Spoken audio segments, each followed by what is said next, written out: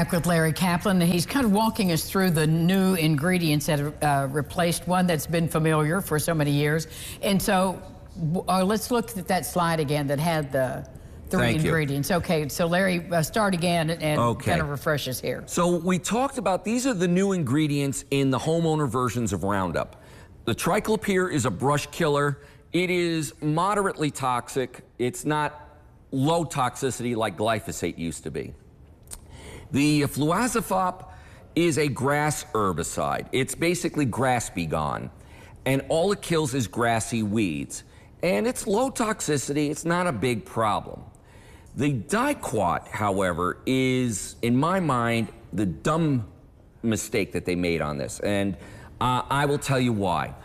The way glyphosate has worked for years is that you spray it on the plant, the leaves absorb the chemical, and then the chemical is carried down to the roots where it kills the whole weed. And this is why Roundup has been the product of choice if you've got perennial weeds like Bermuda grass and thistles and other very hard to kill weeds. The plant absorbs the chemical through its leaves and carries it down to the roots and it kills the plant. And that's what the triclopyr in this new stuff does. However, the diquat is a rapid action product that you spray it on and it turns the leaves brown in almost within 2 hours. So now here's the problem. The plant is absorbing, it wants to absorb the triclopyr to carry it down to the roots, but the diquat burns off the leaves before it can absorb enough chemical. You don't have the pathway. So I don't have the pathway. And so you're going to be using this on some of these really tough weeds, and you're going to find it's not killing the weeds because, well, I mean, the plant will turn brown right away. But not down to the root. Down to the root, so it will resprout. So, and there used to be, they had added diquat to one of the homeowner versions of glyphosate a few years ago, and you may remember the ad. There were these two lawn guys pretending to be Western gunslingers, and they got their hands on their bottles and shooting at the weeds. And my weed died immediately. Yours didn't.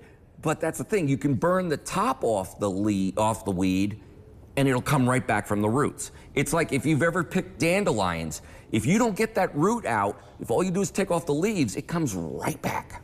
And that's what you're going to see with this. So for homeowners, then what are their options? I mean, what else can you find that will do the trick? That's an excellent question, and there really is nothing that works as well.